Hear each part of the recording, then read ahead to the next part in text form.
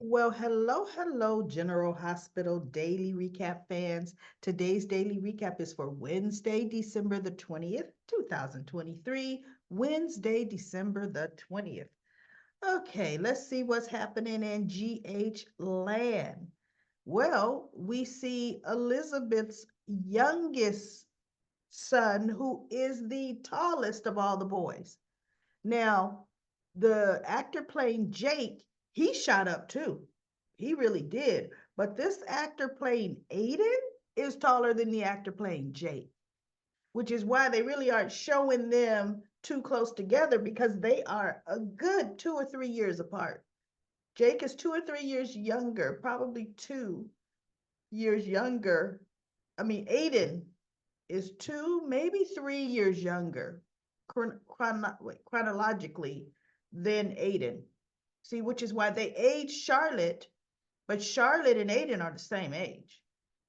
Charlotte might be a year older, maybe, so if she's a year older, because you remember they stole Lulu's egg, Helena did, and implanted the chick that carried her. Um, that could have been. No, it wasn't. Because when that the egg was stolen. Remember, Britt implanted the last egg in herself. There were three. Maxie lost one. Britt implanted one, and Helena stole one. But you know what? We honestly don't know when Helena stole that egg, and that is the truth. But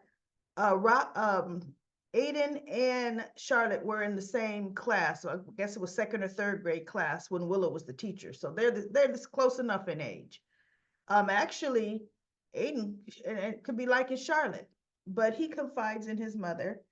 That she's saying, "Are you, feeling lonely or jealous that your older brother, because Cameron can't make it back for Christmas, he decided to go with his girlfriend for Christmas."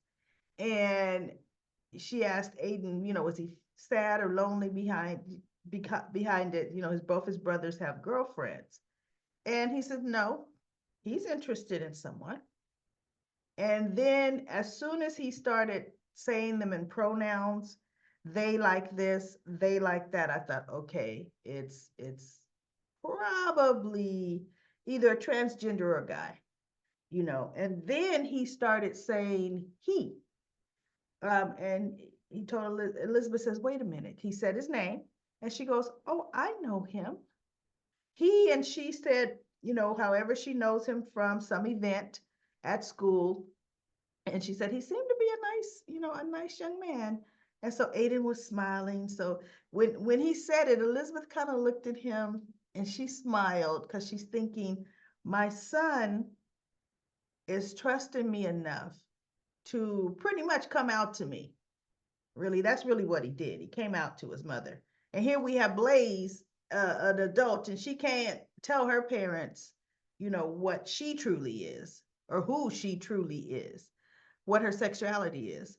So she's helping him finish up the couple batches of cookies, and he hugs her. When she was so accepting of him, he hugs her. He goes, thanks, mom. And he goes, thanks for helping me, with the cookies. And she looked at him. She goes, thank you for trusting me enough to share with me. Right. And so they had a really good mother son hug. Really, really tender moment. Now Finn and Violet come over. Violet, as soon as she walked through the door, I was like, they got lipstick on that girl? Whoa, hold up. I know she's always in grown folk conversation, but that is either some really dark lip gloss or they put a little lipstick on her, which she don't need to be. She's a little girl. She thinks she grown enough, right? Well, she came in a little, not her usual Violet self. You could tell something's wrong with her, and she had her coloring book and crayons. And Elizabeth's like, "Well, hi, Violet. How are you?" "Fine. Can I go over and color?" And Finn's like, oh, yes, honey. So she goes over to the table and she, not angry, but just upset that like down in the dump, something's weighing heavy on her. And so Finn is like, Elizabeth's like, what's going on with Violet? And he goes, she's been like this all day. She won't talk to me about it. She won't tell me what's going on. And so at this point, Jake, tall Jake, comes down the stairs and he sits down next to her and he asked her, did she want to cut snowflakes with him? Right. And he says, I've already made the lines that you need to cut. Right. So she goes, sure.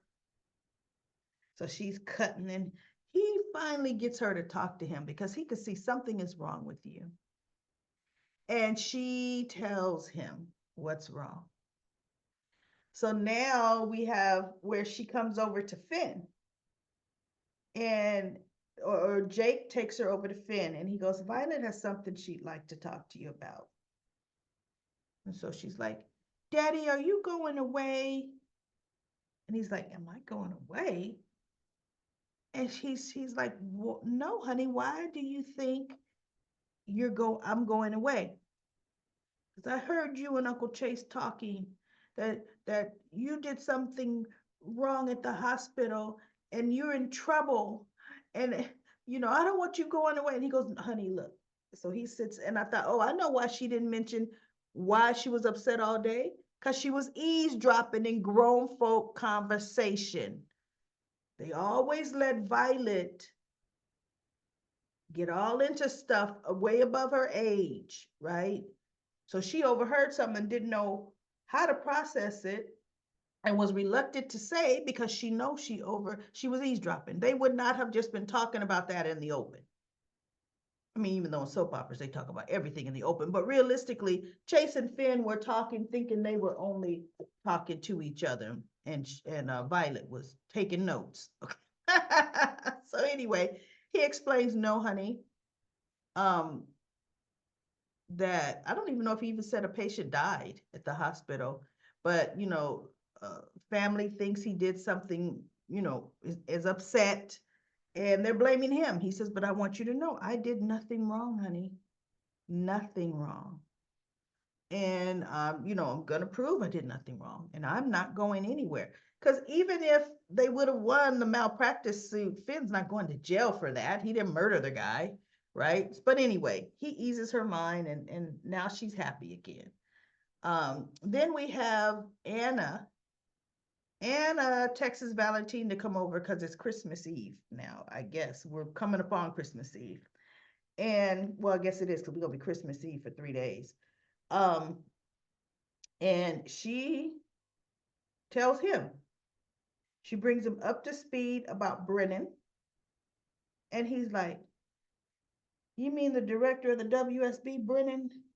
See, Valentin knew Brennan too. Okay. Because let's face it, Valentin, remember, he was the go-between from Pikeman and Sonny. So Valentin has always known more than he's ever said, always, right? So she tells him, what happened and how, he's apprehended and taken into custody, and Hume as well. And so pretty much the threat for her is over, you know. And I'm thinking, that's what you think, Anna. Brennan is not going to stay in custody. He's over the WSB. The only way is if that information that he was trying to get, and that wallet did have a Swiss bank account number, and it still has $10 million in it after what, 30 years? Come on now. That 10 million was spent so long ago. Then maybe something could stick. But if we never really hear about Brennan again, what about Pikeman? We've been having to deal with Pikeman for almost a year with dealing with this elusive pikeman. Okay. So that's just a sloppy close of those chapters if they choose to do it that way. Lazy writing. But we'll see. We'll see what's going to happen. So anyway, he says, thanks for letting me know. And she's saying, they end up somehow getting on the subject of how much he misses her and they miss each other. They loved each other and they were good together and blah, blah, blah. She goes, but it can never be anymore. I mean, he apologizes again, probably 2 times for not telling her about Charlotte. And she goes, things could have been different, but, you know, now they cannot. And there's no way they can be together with Charlotte being the way Charlotte is. And with him being the way he is, let Nana be in danger because he was in danger with Charlotte. And I'm sorry, still is. She still is in danger where Charlotte is concerned. Because they have still truly, truly not made Charlotte accountable for her actions. Obviously, seeing Kevin once a week ain't enough at all. So they almost kiss, but they stop each other and they just say goodbye.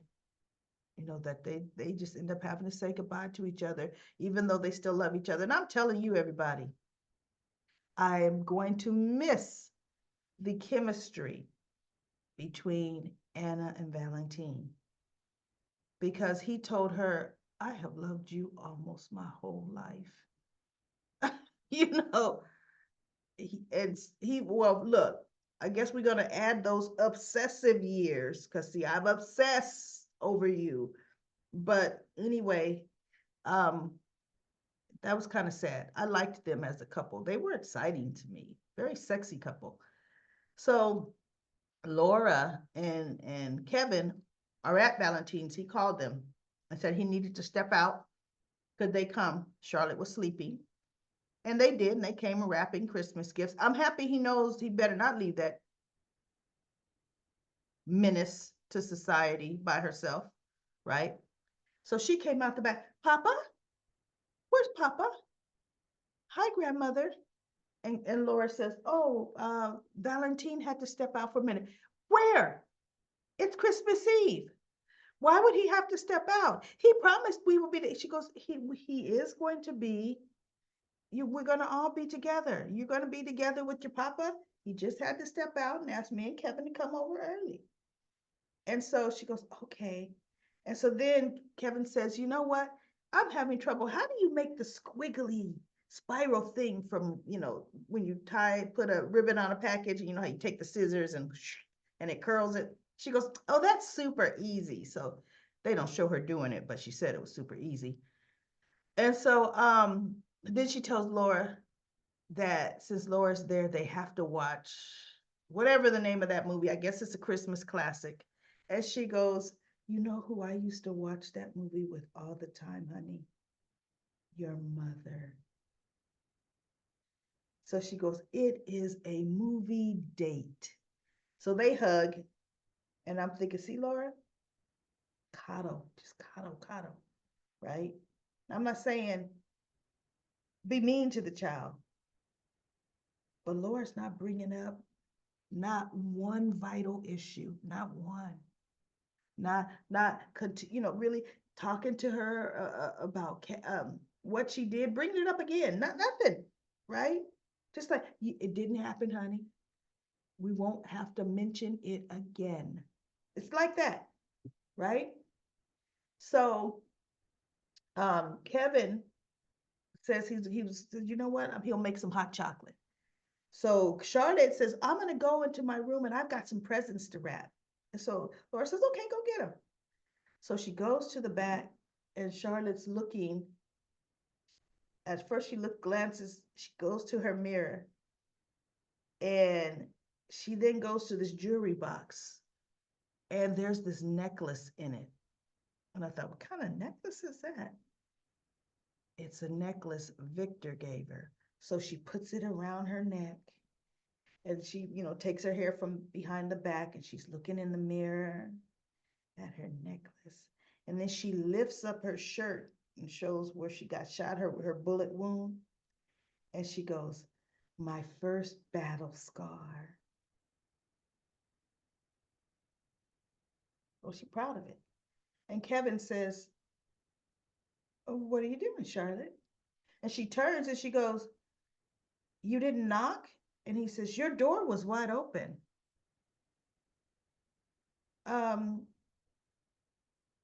what did he ask her?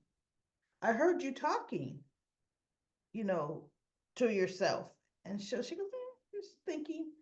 And so he goes, hey, what's that? Is that a new necklace? My grandpa Victor gave this to me. It was my grandmother Helena's necklace. And oh, she's beaming. And Kevin is looking at her like, oh my goodness, spawn of the, right? We always said that was a mini Helena. Helena's mini me. And she's, oh. So he goes, I came in to ask you, Charlotte, I'm making hot chocolate. Would you like peppermint in your hot chocolate? And I'm thinking, but I guess people like peppermint and hot chocolate. Oh my goodness, to me, those flavors would clash. But anyway, um, she goes, yes, please. And he goes, would you like me to carry that bag into the front room? And she goes, I got it. Because initially she got it from behind her desk. And when she picked it up, she kind of like held her side. And that's what made her, look at her battle wound and put the necklace on and all of that, So she says, no, I have it. And when he left the room, that smile of hers is, no, I'm okay. Thank you, though. As soon as Kevin walked out the room, holding, touching the necklace. Girl, please. We're not done with the Charlotte shenanigans because there's no consequences for her. See, because I'm sorry, somebody's been vandalizing personal property and breaking and entering. There shouldn't be any presents under the tree because I do believe Charlotte is the definition of naughty, right? Naughty, not nice.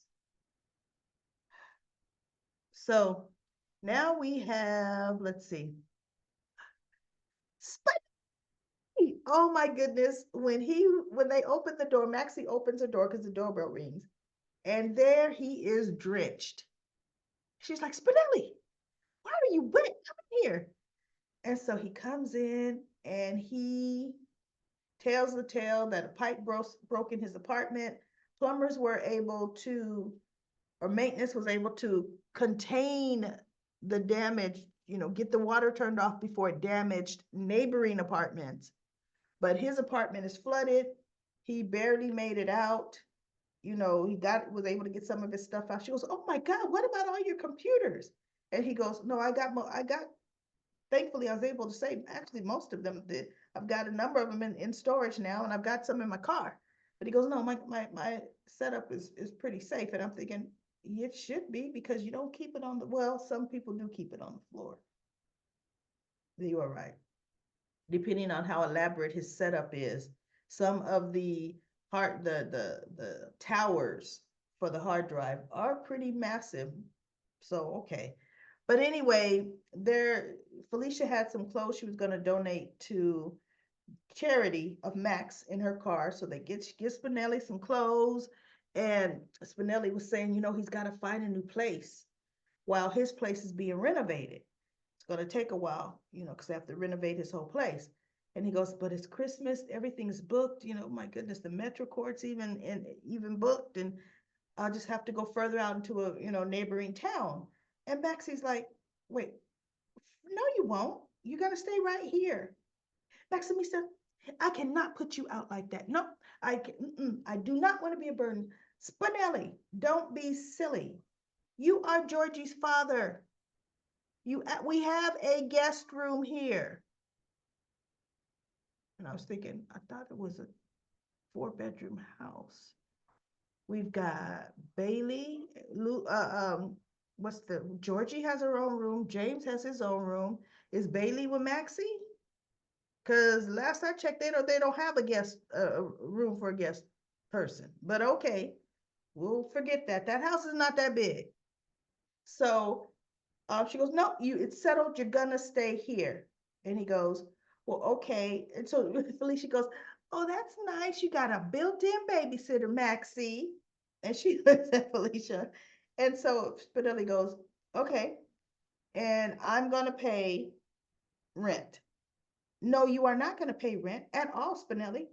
I could not charge Georgie's father. He goes, Maximista, my elaborate computer setup is going to pull a lot of electricity.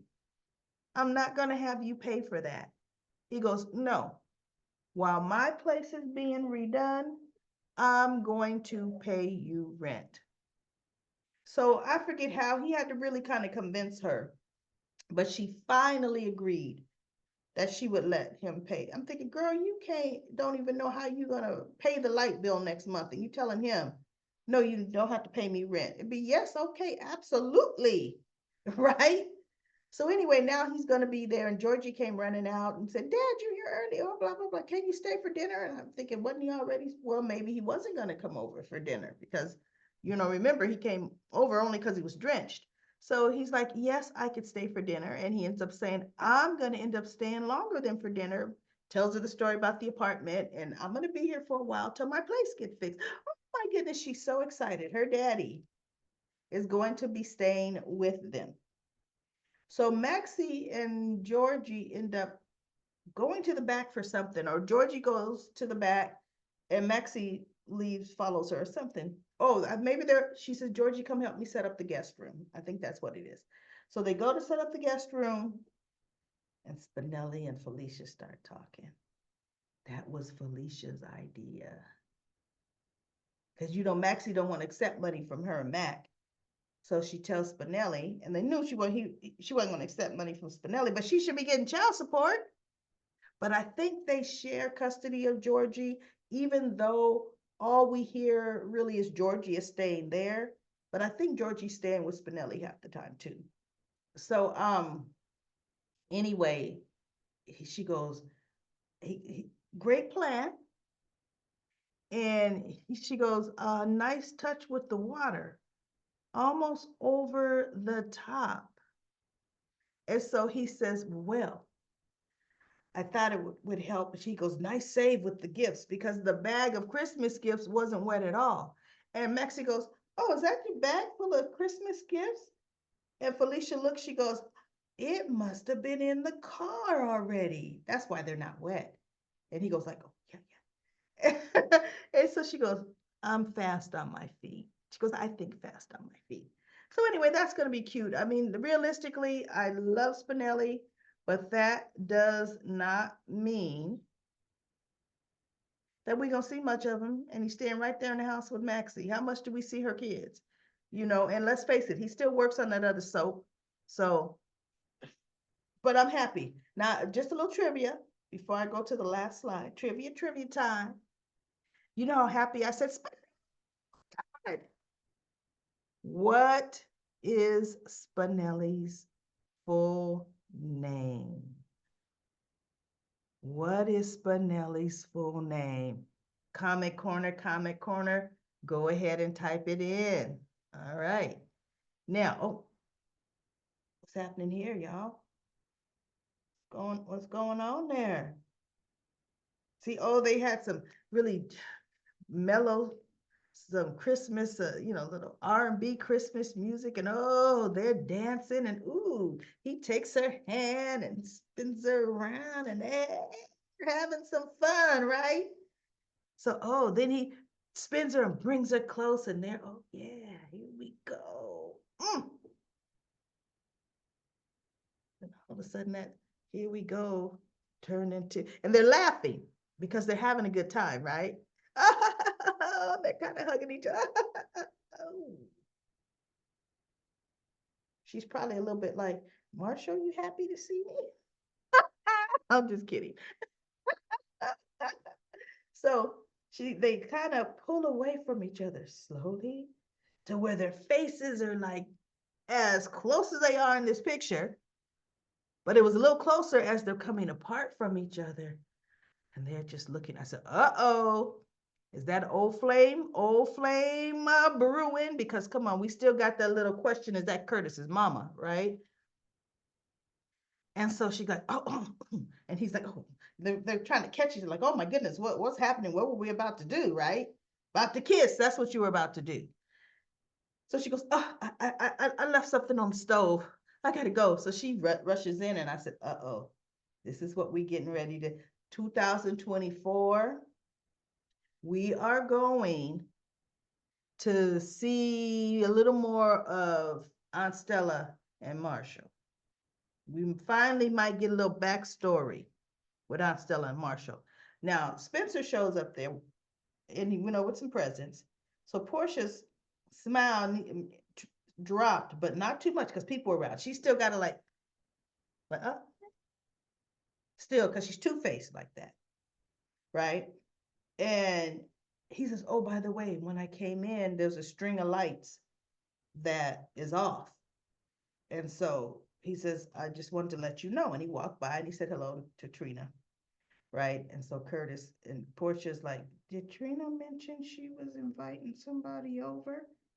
And he goes, I don't think so, but he's here, you know, it's Christmas.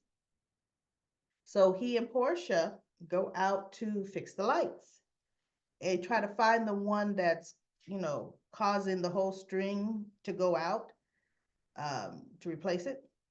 So they're talking, and he goes, Portia, are you going to spend all of 2024 with like a wedge between you and our daughter? Because you know how she feels about Spencer. And if you choose to keep making your feelings known, you guys will, there's going to always be that wedge between you and Trina. She's like, no, I know. And like, but so Spencer comes out. He goes, would you all need some help? So Portia's like, no, we got this. And he goes, well, 3 sets of eyes would help you find out, which the light, find the light faster. And so Portia looks, she goes, yeah, fine. So, he's checking, and of course he finds the one. And he goes, here it is. And all the others turn on. I guess it was loose. All the others turn on in the string. And Portia said, we would have found it eventually. And Spencer said, yeah, no, but I'm happy I could help because now you found it much faster and blah, blah, blah. And then he says something about love and how he loves Trina. And he goes, I would love for us to be closer. I'm trying to really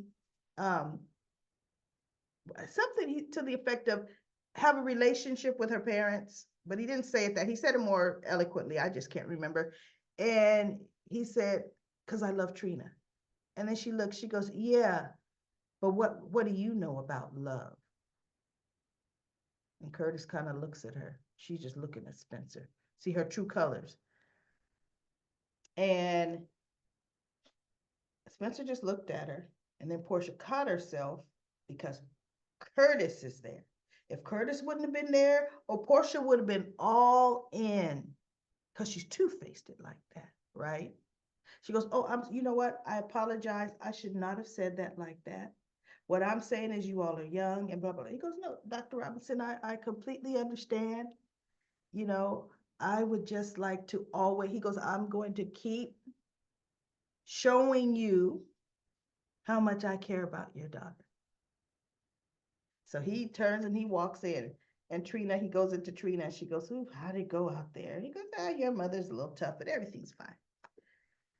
So then they come in and they're getting ready to do they started a holiday tradition of, the holiday tradition is making an ornament. And so Spencer says, well, you know what? I will leave your family to your family tradition. And Portia actually invites him to see, because if you don't have any place more important to be, why don't you stay? So that was her like, okay, if I got to put a foot forward. So she put that foot forward. He goes, well, I would love to. So of course he would love to stay. Substitute Jocelyn. She actually wasn't too bad. It's like when they substituted Molly, replaced the Mollies. I instantly was like, oh goodness, what? This one for Joss isn't too bad. I do like the original better, but this one is not too bad a replacement, okay? Of course, Adam comes walking around the hall, and she's like, Adam, what are you still doing here? And her and Dex were heading out her door because they were getting ready to go to her house for Christmas Eve. And so she goes, you were supposed to be getting on a plane this morning going home. He said, I canceled my flight. She said, what? He goes, I don't want to go home. She says, you intentionally canceled your flight from being with your family on Christmas to stay here in the dorms where there's really nobody here. He goes, yep, I could do a lot of studying. And so Dex was kind of like, well, you know what, maybe that's what he wanted to do. And Jocelyn wasn't taken. She goes, wait a minute, Adam, so that means you're going to be here all alone. And he goes, Josh, I'll just do something. She goes, what are you going to eat? He goes, I could order delivery, or I've got some ramen in my room. And I'm thinking, boy, you ain't that broke that you got to live on ramen. Let's be real. Ramen has way too much sodium in it anyway. So anyway, so she goes, nonsense. You're coming to my house for New Year's Eve. I mean, Christmas Eve. And then she looked at Dex, and Dex didn't look like, huh? No, Dex was like, yeah, Dex is not threatened by Adam. But Dex knows Adam has a thing for Joss. But Dex is secure enough in himself that he wasn't like, Joss, no. He was like, more than merry, it's Christmas Eve, right? And Joss and Adam was like, really? He's like, ain't nothing but a thing. He ran and got his jacket. He happy to go. I'm thinking, of course you are, Adam. That's why you made sure you're probably standing there in the hall waiting to hear her door knob turn so you could pretend like you just happened to be walking in the hallway as she's coming out her room. That's all right through that. But anyway, now at least he's not alone, or not going to be alone for the holiday, which isn't too bad. So let's go to comment corner. Comment corner. Let me pull that up because we've got some comments that I am going to read. Okay. Comment corner. We have, let me start at the top here. User PT7 says, Carly knocked the mess out of Brennan, even though you put the wrong character. I knew you meant Carly, user. P. Merle says, yeah, but his butt is exposed in PC. He can't operate out in the open anymore. And Rosario says, love the way Carly gave him a slap in the face with that tray. I love Carly. Nobody messes with Carly. Nina, it's your turn. Lisa says, okay, they got Brennan guy, good. Now Brennan goes after Carly.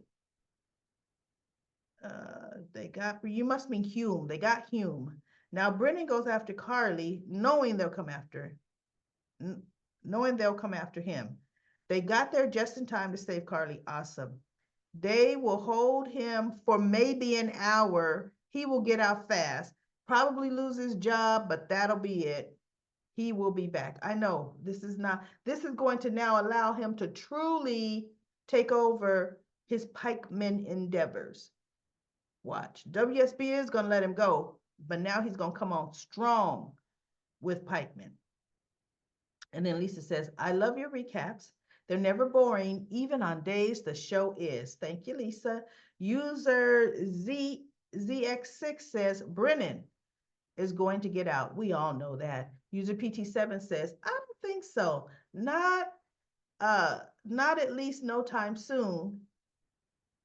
He is corrupt. I don't think, but yeah, that's why he's going to get out, to cause some more damage. And then user ZX6 says, hello, Daily Recap Lady. Hope you're having a good day and night, whatever it is. Thank you so much.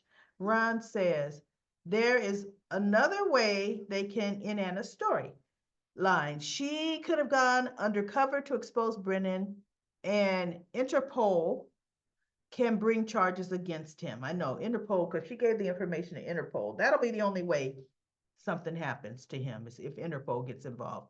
Lucy says, loving GH this week. There's definitely a big improvement in the script writing since the strike is over. Really? This week is good. To me, the old writers went right back to their slow ways. I mean, November Sweeps was like definitely not November Sweep. That first week when Ned got his memory back and something else big happened that first week. Was it Charlotte got shot? That was the big stuff. After that, it fizzled. Or no, Ned got his memory back. I think I said that. Anyway, Lisa says, so it just might be Cyrus who overhears Michael and Nina talking, not Lil Donna. Yes, it was Cyrus, because they were talking right there in the open, and he was right there listening to everything cheese and ooh, like, oh, I got this info. I'm hoping it's not Donna because she's still a baby, and Donna doesn't need to grow up with that stuff in her orbit. And then Lisa says, Carly won't care. She will understand why Michael held off from telling her. She will still be upset at Michael that Michael didn't at least tell her what was going on. She'll be upset, but she'll forgive her son really fast. It is not all going to hit the fan.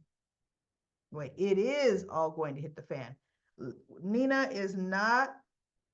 will not go down alone. Olivia, Ned, and Michael will all be in deep with Nina. Nah, There's just going to come out. They knew, but the biggest part will be with what Sonny, how Sonny takes the reaction to it being Nina, and Carly's reaction to being Nina. See, I'm gonna react to that first, and then later, after I get to go off on Nina, I'm gonna look at you guys and say, you guys knew all this time. What's wrong with you? You know, Wendy says, Cyrus is plotting, playing games. He's not to be trusted. Nina and Michael having a sensitive convo out in the open. I'm sure Cyrus was creeping and ear hustling too much. Yeah, he was. They camera showed him listening. Lisa says he overheard that Nina had Drew and Carly turn into the SEC. If he goes to Carly, she will listen. If he goes to Sonny, he will shut him down. He will not listen. He will think he is want to cause trouble. Carly will listen and then go to Michael to confirm. That is true. Richard says, another great recap, daily recap lady. P. Merle says, boo-hoo for Cyrus, the fake man of God. Who does he think he's fooling? Everyone should just blindly forgive him and take him for his word, not how he's spying on other people whose forgiveness he seeks. He's about to blow up Christmas in Port Charles. Yes, he is. Good, good, good. Maybe that'll be good. All right, everybody, that's it. That's it for Comment Corner, and that's it for my daily recap of General Hospital. I will be back tomorrow for another daily recap.